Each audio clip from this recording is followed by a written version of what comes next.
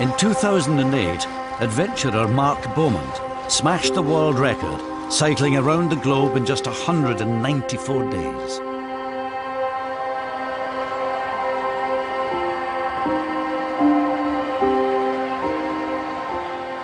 Now he's got an even more ambitious dream: to cycle the length of the longest mountain range on Earth, the Rockies and the Andes.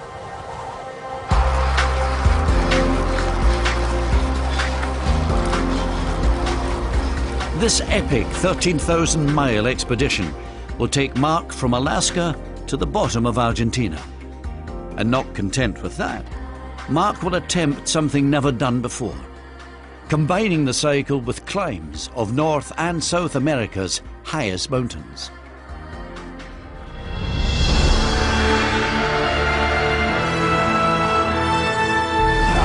This is a 9-month adventure where the spine of the Americas will take Mark's body and mind beyond anything he's experienced before.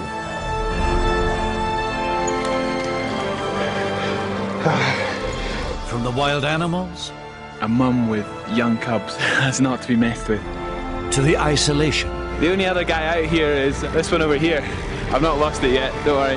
The desert heat. It's hard to describe proper dehydration if you've never had it, but oh, it's a craving like nothing else. And the altitude. That was one of the scariest experiences of my life. This is the man who cycled the Americas.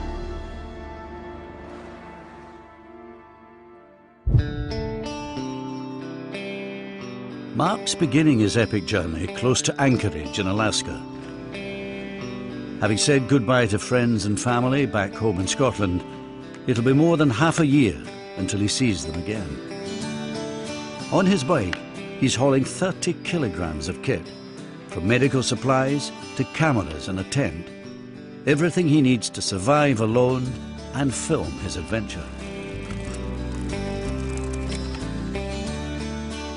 That mountain range I'll be following at the speed of a bike for the next 8 months until I get to the southern tip in Ushuaia in southern Argentina.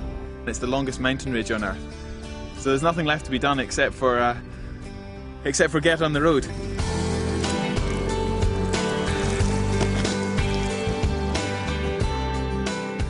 Mark's journey begins near Anchorage, and for the only time on his adventure, takes him north, 114 miles to the town of Talkeetna, near the base of North America's highest mountain.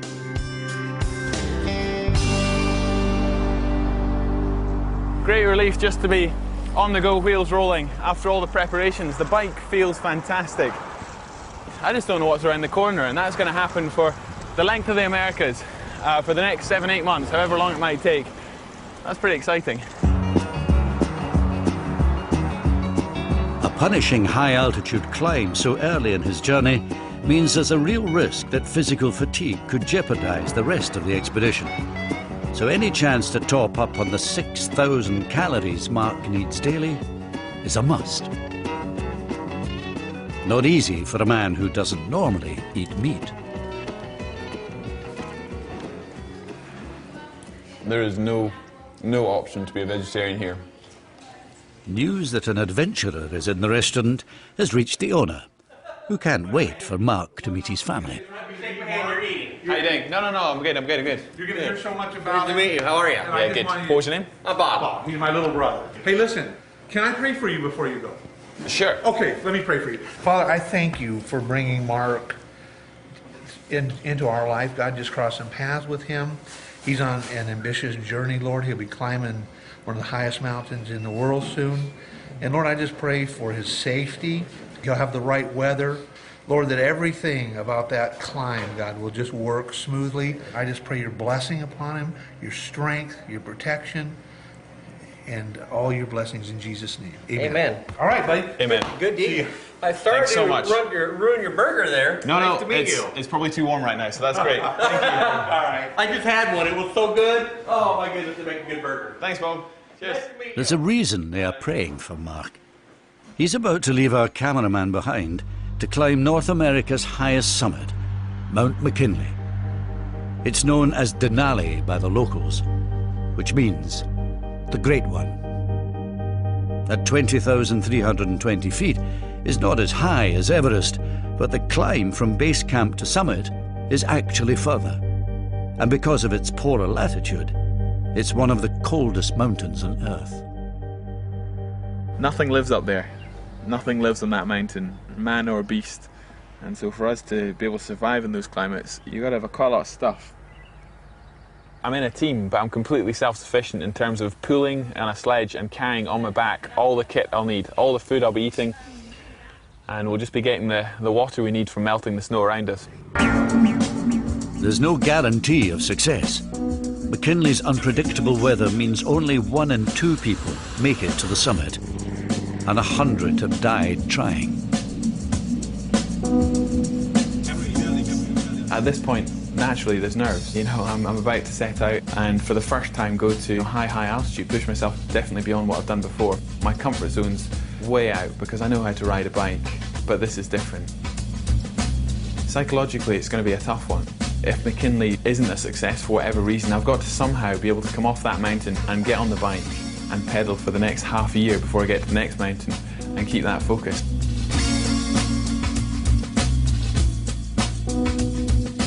Mark's joining an 8-strong team that are being dropped onto the barren Kahiltna Glacier. It will take 3 weeks of hard slog to reach the summit.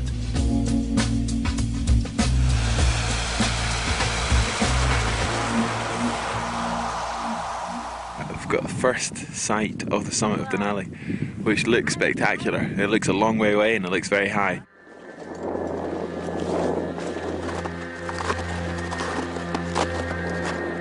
Even before he can think about reaching the summit, Mark has to spend the next 2 grueling weeks shuttling food and supplies up through a series of self-built camps. There's no help from porters here.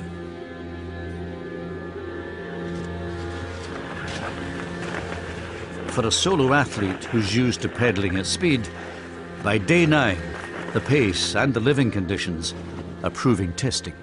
There's actually a lot of time spent during high altitude mountaineering, which is acclimatization, which is just letting your body adapt to, you know, the cold and the height we're at, and that's quite hard to get used to. I'm used to expeditions where you're pushing it, I'm on my own, and to be out here hemmed in with so many people and you can't move out of a small area because of crevasse risk, it's quite hard. I find myself having big mental highs and lows each day just to deal with that.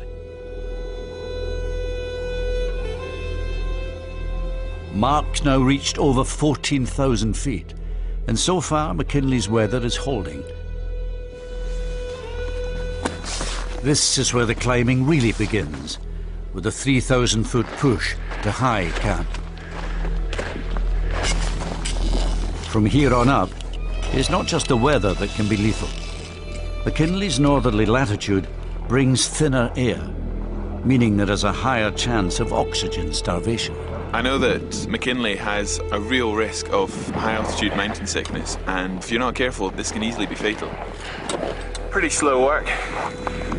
Heading up the head wall soon and then along the ridge line. Kind of feeling the altitude. Yeah, it's one of the toughest challenges of my life, that's for sure. After 10 hours and the most physically demanding day of his life, Mark's made it to high camp. At 17,200 feet, this is the highest he's ever been. What a view! That is incredible. That just drops by 4,000 feet.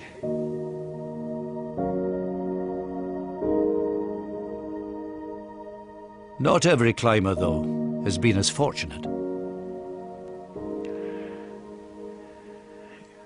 I looked across and I saw 2 what I thought were rocks falling off the mountain, and it quickly became obvious that they weren't rocks. They were 2 climbers who had fallen off the ridgeline, and both climbers died. Both climbers didn't survive the fall.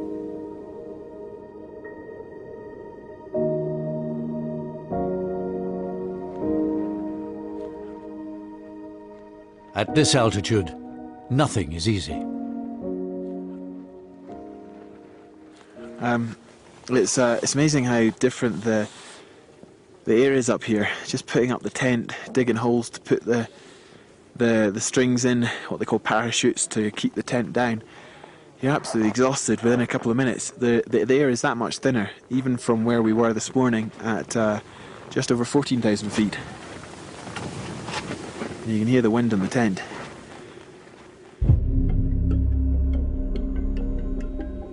After 2 days of acclimatization, it's summit day. Mark is finally closing in on his dream to scale North America's highest mountain. I've been kidding myself all along that, you know, the experience on the mountain is enough and summiting isn't everything, but I really, really want to summit. It's the first big challenge of this America's expedition. Lethal weather allowed just 3 summit days in the previous month. It's in the last 8-hour push to the top that sudden storms have killed many an able climber. I'm always conscious that the weather can change very, very fast, and it's so exposed. There's nowhere to hide if the weather does get bad, and that could be dangerous within minutes. That's the first sight of the summit. It is really hard just to keep moving up here. The air is so thin. We've only got about another 2 hours to go. I've got no doubts I'll make it. But Mount McKinley has other ideas. A sudden snowstorm comes out of nowhere to engulf the team. Despite the danger, most of the team, including Mark, make a dash for the summit.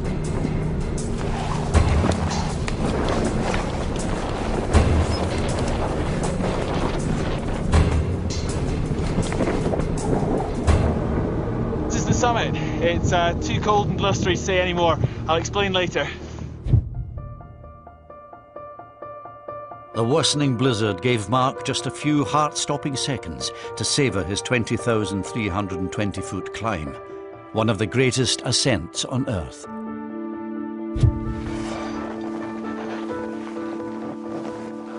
In the end, Mount McKinley lived up to its reputation.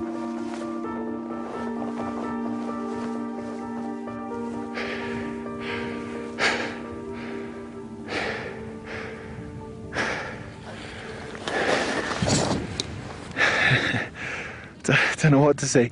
We've been, I suppose I should say, hooray, we've summited Denali, but I'm a bit shell-shocked at the moment. That was one of the scariest experiences of my life.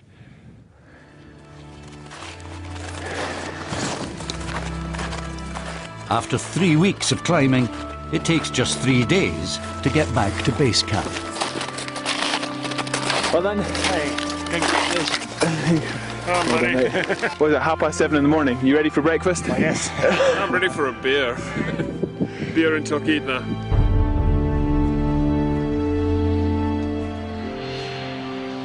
And while the other mountaineers have plenty of time to recover, Mark, who's lost a stone in body weight, has to get back in the saddle and head off alone into the wilds of Alaska.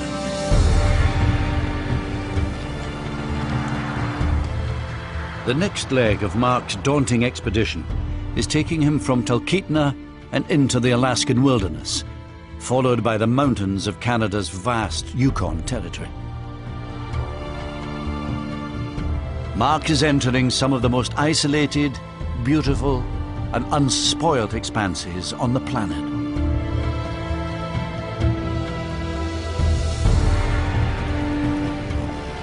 But this great natural wilderness brings its own dangers. That was my first sighting of a bear, and it was a little bit too close for comfort. I actually cycled right past it within 2-3 meters of the road before I realised what it was. It was a black bear, so I stopped, got the camera out, but it started looking at me funny, so I wasn't going to hang around. Great, first bear. Well, I've seen her at midnight, and I'm in awe through the day. I've seen the northern lights, they've danced all night in Destruction Day. Pretty horrible first full day in Canada. The Yukon's full of roads which are just gravel for miles and miles, which is really tough going. Every time vehicles go past, you just get pelted with pebbles. To be honest with you, I'm not feeling fantastic. There's just days when you feel pretty rubbish in the bike. The legs are tired, I'm not covering the ground very fast, and yeah, I just need a big night's sleep, I think. I'm going to stop at one of the first places I've seen today. In 80 miles I've seen one small community. It's called Destruction Bay. Destruction Bay in the Yukon. Why am I in the Yukon? I hung my head, had lots of dread. The house was froze, I had on the wrong clothes, so I got a fire going while the wind was blowing. Then I fixed me a meal and thought, it's not a bad deal. I said, well, what the hell? I'll give it a month or two.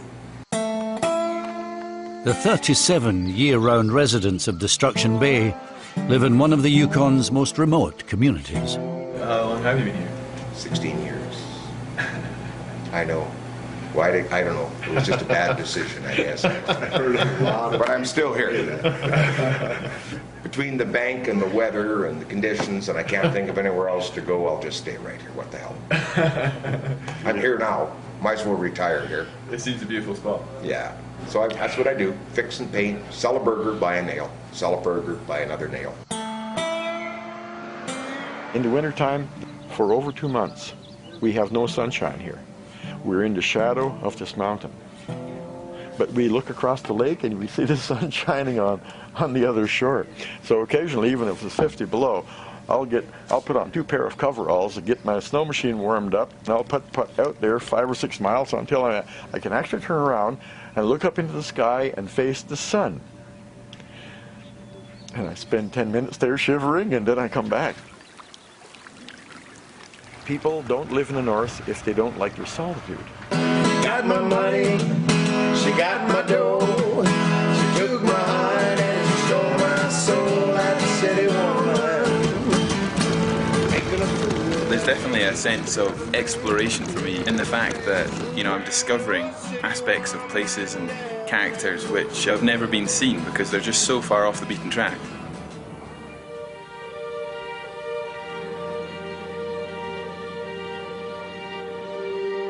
Mark is now entering the heart of Canada's Yukon territory. This vast wilderness has a population of just 30,000, yet it's twice the size of Great Britain.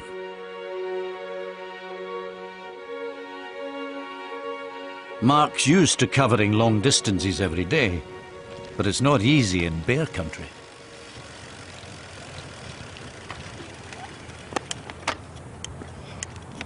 I've stopped because there's a big black bear and 2, if not 3, really young cubs.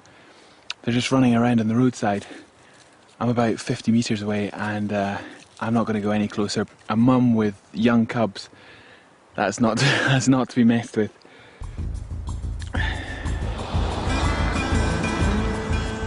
But thinking on his feet, Mark finds a cunning way to give the bears the slip.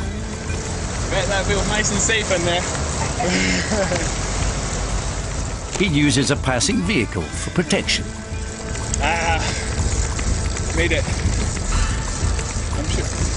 I'm sure they wouldn't be that aggressive, but that's quite scary. It's still within a metre of those big things.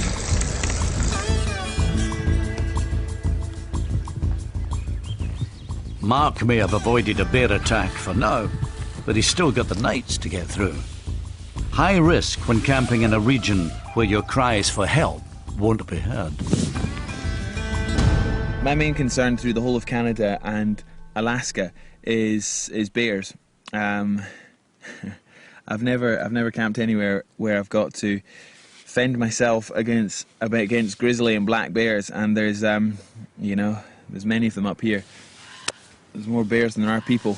I've got a few defences. If I'm lucky enough to hear them coming and get out the tent in time, then I've got a banger system. This bit shoots off and will explode about a second afterwards. The trick is not to fire that behind the bear, so the explosion scares the bear towards you. My second defence, if I don't have time to get out the tent and I suddenly have a bear incredibly close, then I've got heavy-duty pepper spray. My only last defence is I always sleep with my knife beside me. Anytime I'm in a country that as wild animals close, I also have that beside me. It's an absolute last resort, and you know, against a grizzly bear, I don't think my chances would be particularly good. But it's something. It's better than my bare hands. And there's one last thing Mark has to do.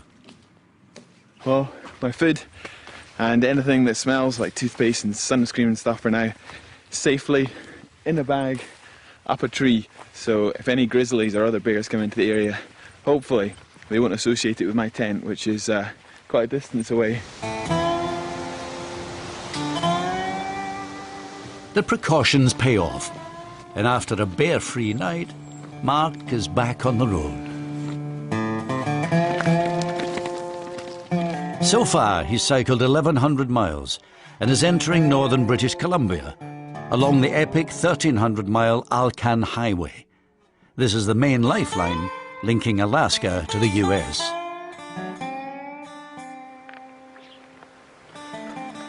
Even so, Mark's got no fear of traffic jams here. I was needing a break for the bike and standing in the middle of the road is as good a place as any, because I know nothing's going to come past in the next half hour. There's literally nothing out here. Alaska's a couple of weeks that way, the US is a couple of weeks that way, and in between is billions of trees and millions of bears.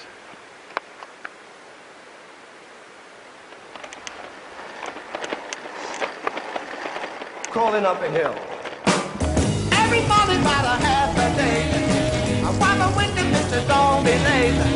I get the up and try to concentrate, but life is just a slow train crawling up a hill. With 11,000 miles to go, Mark is beginning to realise this adventure will be even harder than his record-breaking journey around the world. I really feel like I'm in the Rockies now. It's starting to go over, rather than sort of rolling roads all day, these big passes, and this is the highest pass I'm going to have done, over 2,000 metres.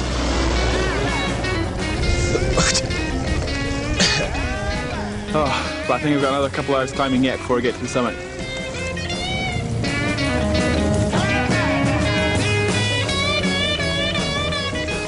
As Mark heads south, he's beginning to have more human contact.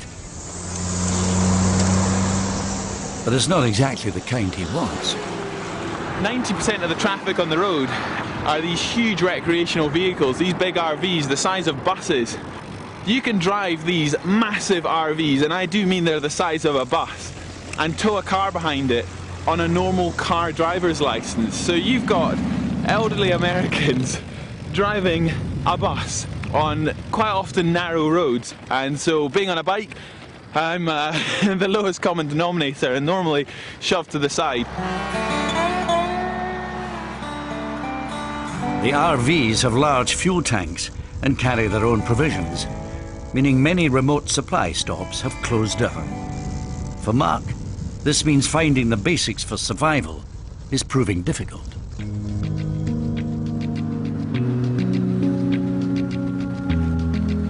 It's 10 past 11 at night. It's not been a great day. When I got to where I planned to camp, you know, I hadn't packed that much water or food because it looked like a good place in the map. It was, I couldn't stop there, I couldn't get any more water, and the next place was 80 kilometres. So I've had to ride on into the night, and nothing has passed me in the last 2.5 hours. I just saw my first grizzly bear about half an hour ago, so like 10:30 at night, and it was about 20 metres ahead of me and just ran across the road.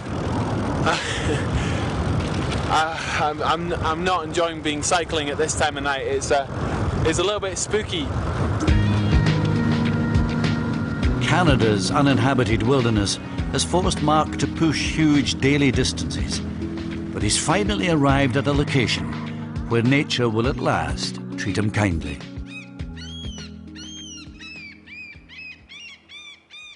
I'm on a walkway through a forest in northern British Columbia, and this is the trail to the natural hot springs. I've been really looking forward to getting here.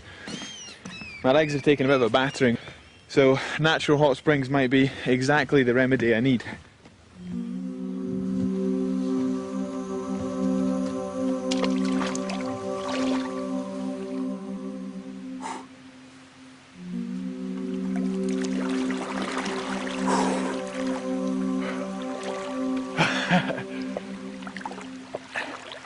Wow. It is incredibly warm. That's got to be good for the tired legs. I'm surprised there's not some bears in here. If I was a bear, I would definitely chill out and have a bath in here. This is cozy.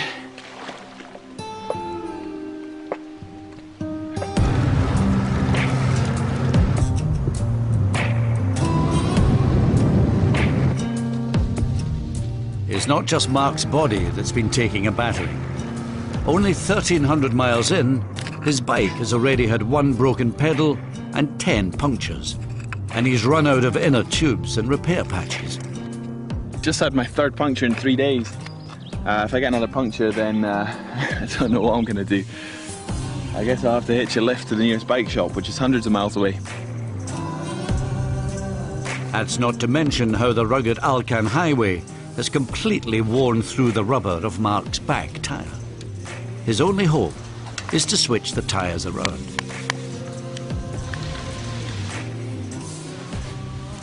All done. So my back tyre's now my front's my back, and it needs to make about another 500 miles before I get to a bike shop.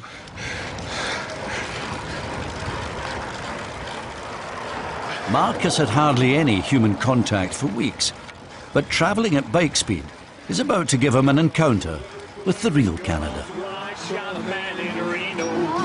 Just who wanted to die. And I hear that lonesome whistle, I hang my head and cry.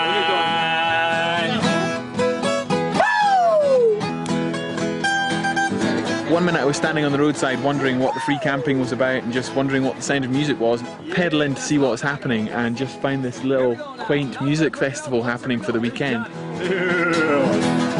I bet that's rich for eating and fancy dining calls, and probably drinking coffee and smoking big cigars. Well, I know I had it coming, I know I can't be free,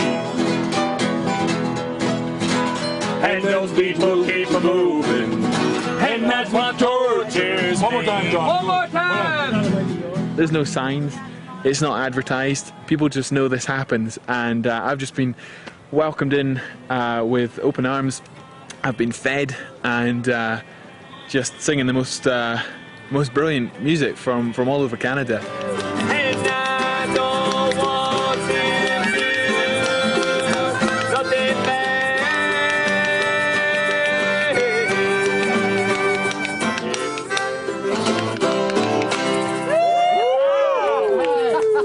This is what I love about travelling, not knowing what's around the corner.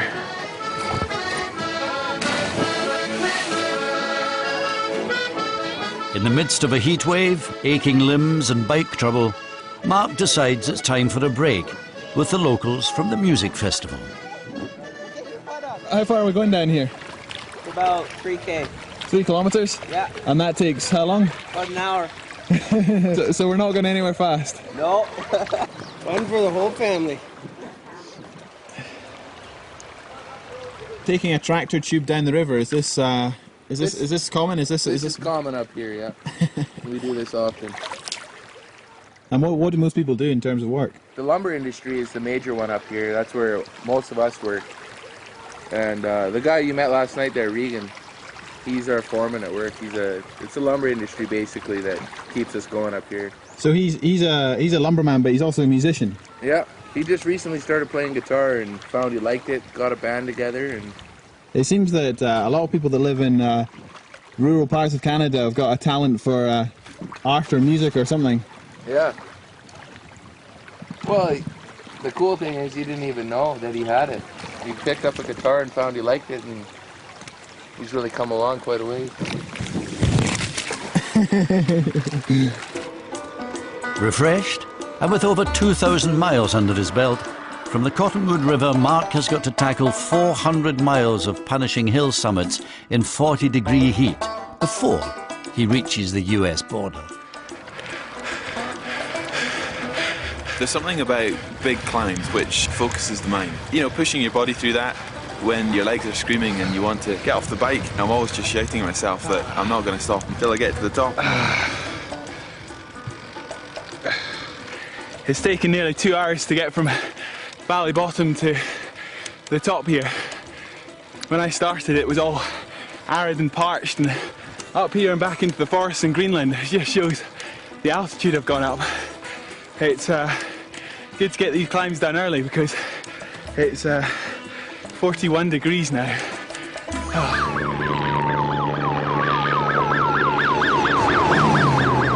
The heat wave also brings another potential hazard.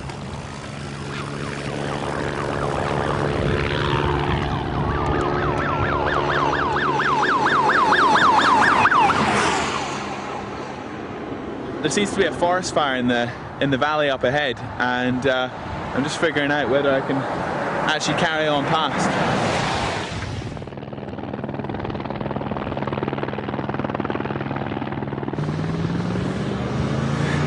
That was a policeman, one of the troopers, just coming past and saying that it was not safe for me to carry on cycling down the valley. The helicopters are dropping water on the fire. It's a grass fire and forest fire.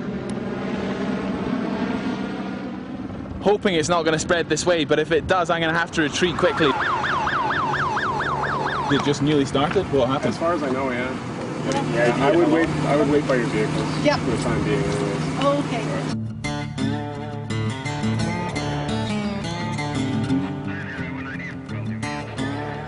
Luckily this time, they've been able to put the fire out before it turned into an inferno.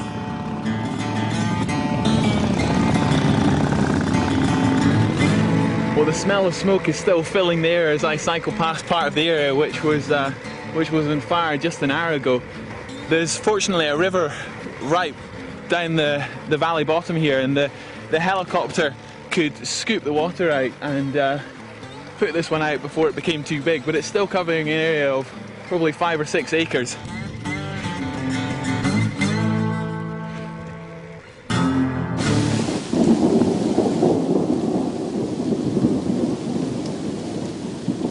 At last, there's some relief from the heat.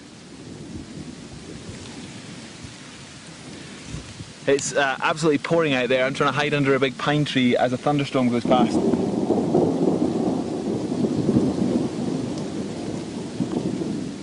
It's a nice place to have a wee rest though. Lovely smells in here. You know, the smell of pine forest when it's raining. That smell of wet grass and tree sap. That thunder's right overhead now. There's been, in the news, quite a lot of accidents because of the thunderstorms further east in Canada. People being hit by lightning. Especially people in these big RVs, these big recreational vehicles which are metal, have been touching their vehicles and then lightnings strike. I'm allowed to laugh because no one's died. Everyone's just been a little bit electrocuted. I laugh because these big RVs are not my favourite things on the road.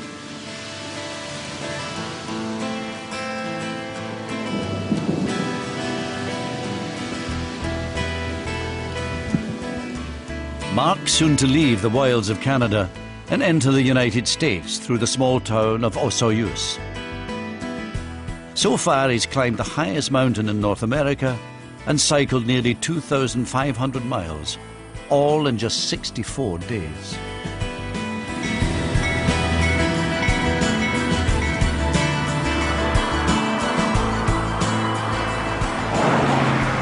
That's the customs house just ahead, so I better put my camera away. Let's go to America.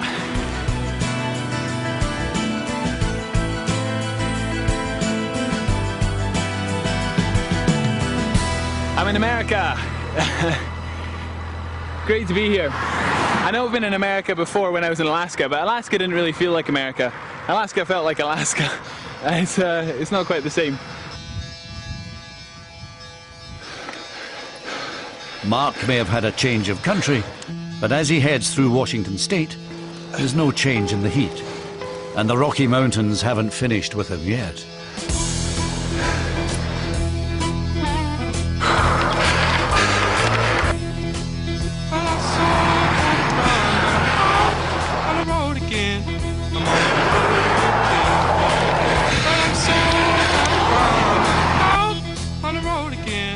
Oh, I'm loving a a moment's shade in the trees.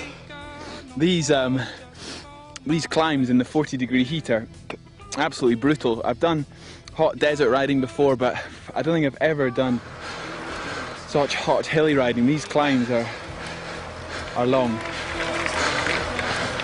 I mean, you can see how much I'm sweating and what I'm losing from the salt marks on my shirt. All this white down here, this white shows the amount of salt which I'm losing, which I need to put back in if I'm not going to, in the long run, get pretty depleted.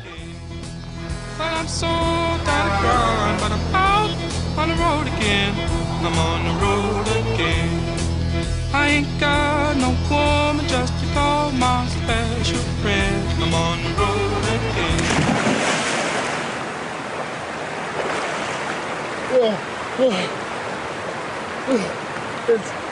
It's freezing.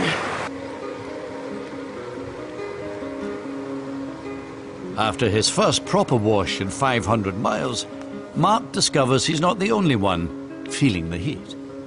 Who am I? What do I know? Without love, where shall I go?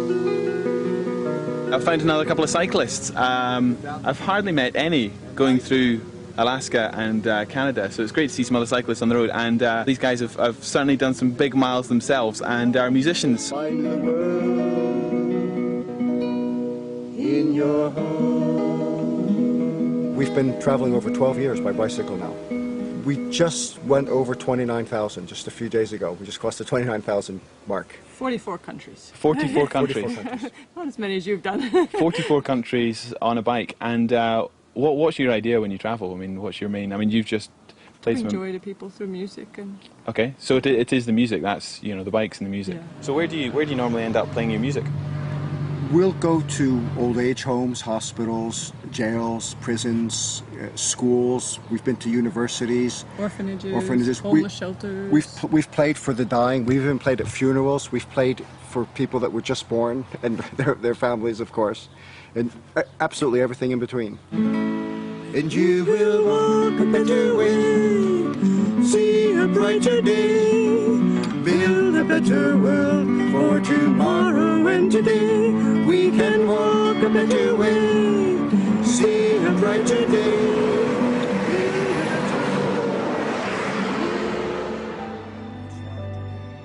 Mark has now cycled 2,600 miles, and on day 70 is entering the state of Montana. This is cowboy ranch country.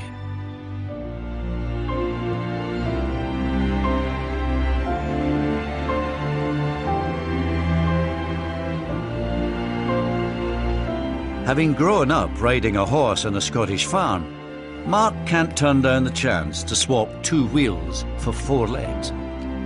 He's joining family ranch owner Mona for a day of cattle driving. These are what's going to protect your legs today, so when you get back on the bike, hopefully your legs won't be too sore to ride. Okay. Mona, who is looking after me, has managed to find some jeans and a cowboy shirt to fit because there's nothing I'm carrying on the bike which would have been suitable at all for riding a horse.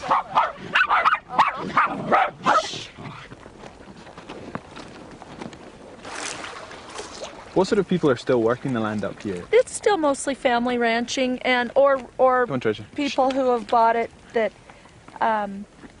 come in and for the love of the land and in Montana and the way of life. But in our part of the world, there's still a lot of working ranches, family-owned ranches, and the reason being is people are trying to maintain that way of life for the generations to come, which it's becoming harder and harder to do it with, regulation and costs and everything involved. So we've seen the cattle and we're going to move up the creek.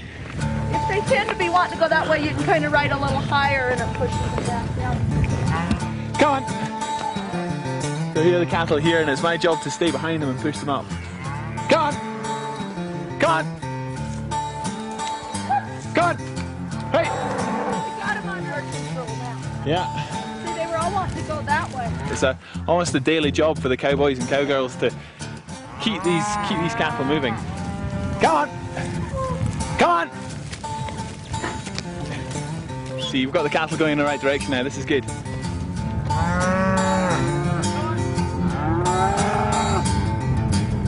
Amazing. First day cowboy. I could do more of this. It's incredible out here. Never-ending horizons.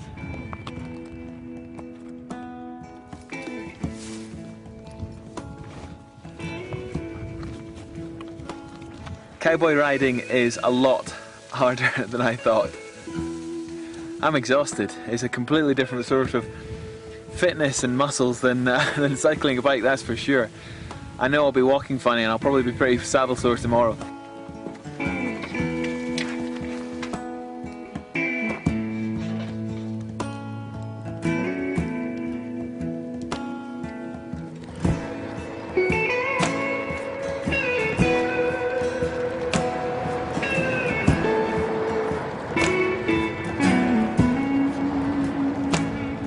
After a decent meal on the ranch, it's just a few days before Mark is faced with a recurring problem.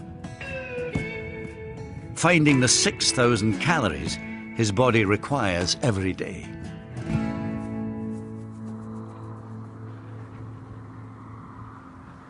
A chance find from his home country at least gives a short-term solution. I managed to find some Scottish shortbread,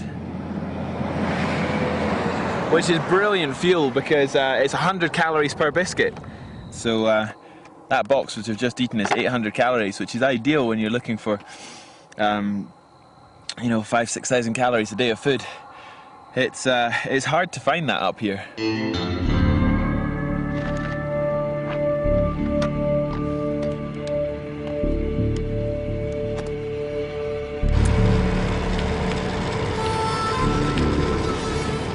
Mark's been on the go for 87 days and has reached the high desert plains of Utah.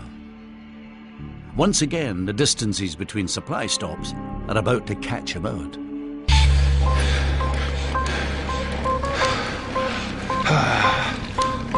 He's run out of water, and out here, dehydration can be lethal.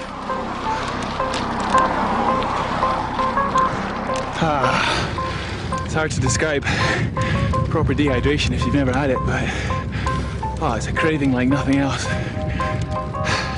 It's just relentlessly hot out here. I was expecting to be able to pick up water at a little place I saw on the map, and I got there and it was shut. I've only got about 10 miles to go, but it feels like a long way when you feel this weak on the bike. You can't do anything if you don't have proper hydration.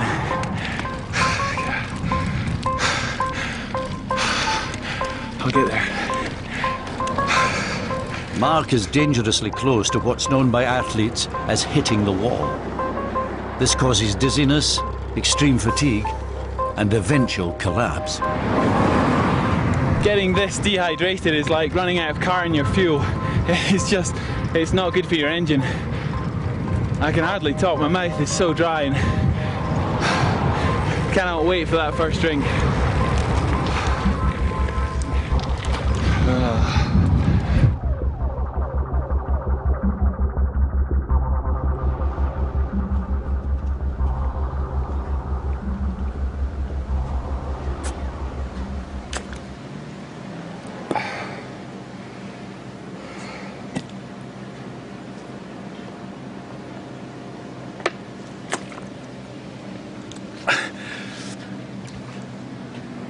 It's absolutely freezing. Such a relief to get here. It is incomparable, the feeling of being properly dehydrated and still having to exercise, still sweating and still fighting into a headwind which is just blowing into your nose and mouth and just drying yourself out.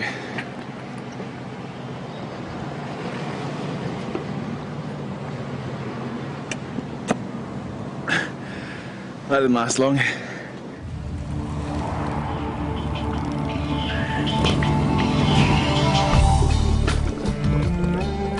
Back in control of his game and making sure he doesn't run out of water, Mark's made it to Arizona's spectacular canyonlands.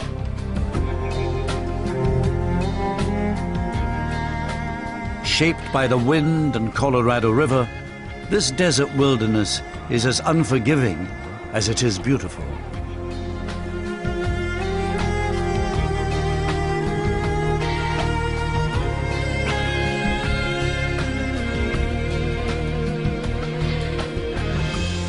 After a few stressful days, it's not long before Mark is reminded why bike speed is so magical. This is what it's all about. It's just gone 7 o'clock in the evening, and look at the light. It's stunning. No cars, just desert, sageweed, and this golden sun. It's unbelievable. I love it at this time of night. Listen. All you can hear is the sound of the wheels on the road. The only other guy out here is this one over here.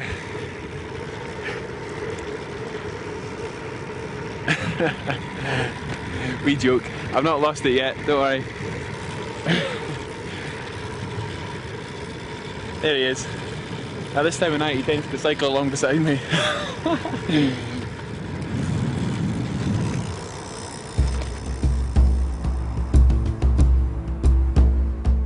Having survived the desert, Mark's now just 250 miles from the Mexican border. But before he gets there, he faces his highest road summit in North America, the 8,000-foot alpine pass of Arizona's stunning White Mountains.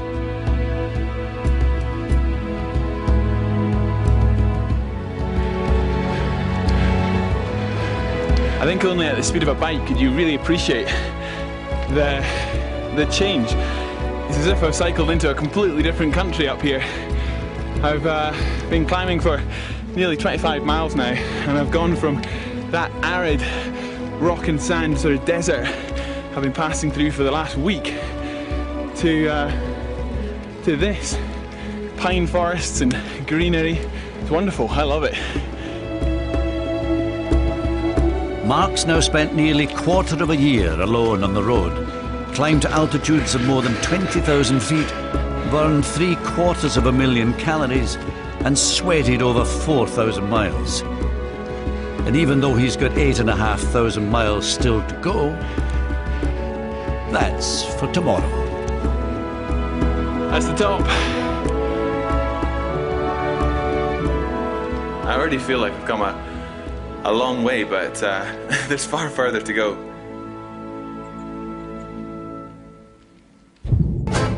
Next time, Mark takes on Central America, a people of passion who embrace life and death,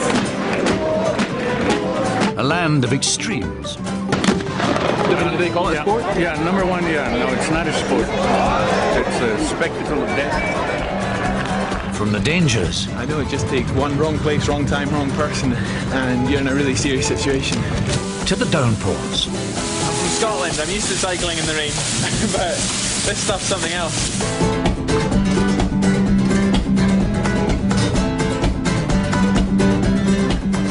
And that's next Tuesday at the same time. On their bikes to win the medals, Team GB are in action at the World Track Cycling Championships tomorrow night. Live coverage begins at 7 on BBC Two.